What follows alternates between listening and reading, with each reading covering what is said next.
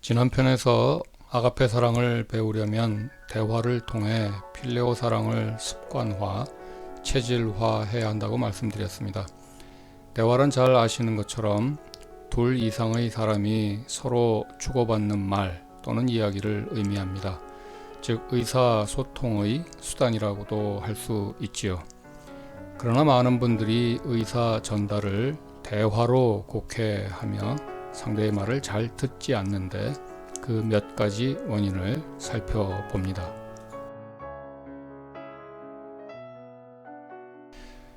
우선 아마도 가부장적인 우리 문화가 있겠죠.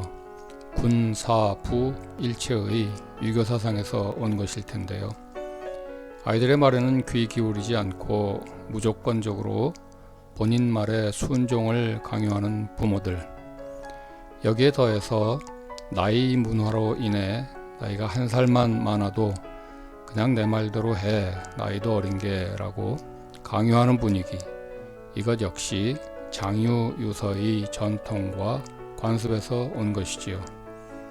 이 밖에 학연, 지연, 군대 문화 등의 사회적 수직 구조도 한 몫을 합니다. 또 모든 것을 경쟁으로 보고 작은 것에서조차 승리해야만 하는 사람을 만들어내는 교육 시스템도 간과할 수 없는 원인입니다. 이와 같은 가정, 사회, 교육의 문화와 시스템 가운데에서 잘 듣는 사람이 만들어지지 않는 것은 어쩌면 당연해 보이고, 따라서 인간적인 관계를 유지하는 능력이나 인격적인 대화는 불가능한 상태가 될 수밖에 없겠지요. 우리들이 건강한 대화를 하기 위해서 우선 얼마나 잘못된 대화를 하고 있는지, 얼마나 부정적인 대화들을 하고 있는지 몇 가지 유형을 살펴봅니다.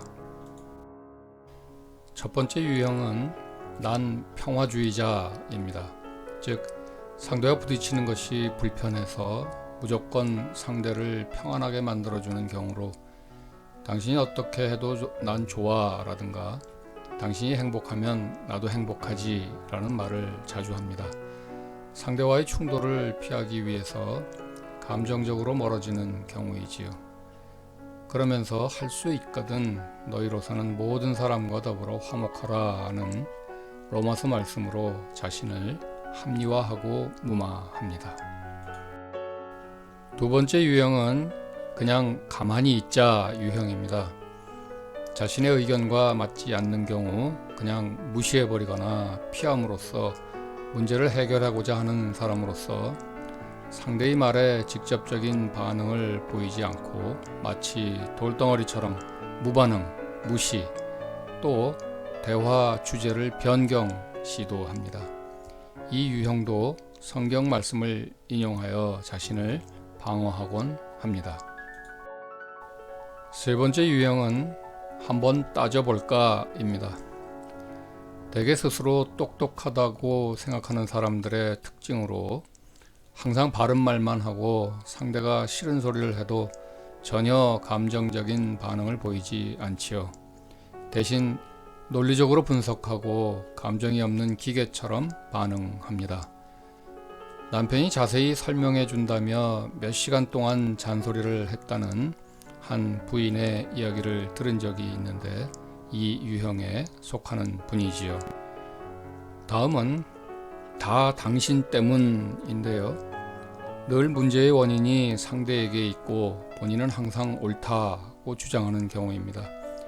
항상 비난만 할 뿐 해결하려는 긍정적 시도는 없으며 타인의 의견도 무시하고 오로지 자신의 주장만을 되풀이합니다. 때로는 마태복음 21장에서 예수님이 성전 장사꾼들의 상을 뒤집어 엎으신 것처럼 잘못된 것은 이렇게라도 바로 잡아야 한다고 주장하기도 합니다. 이상으로 부정적인 대화의 유형에 대해 알아보았습니다. 다음 편에서는 친밀한 대화에 대해 알아봅니다.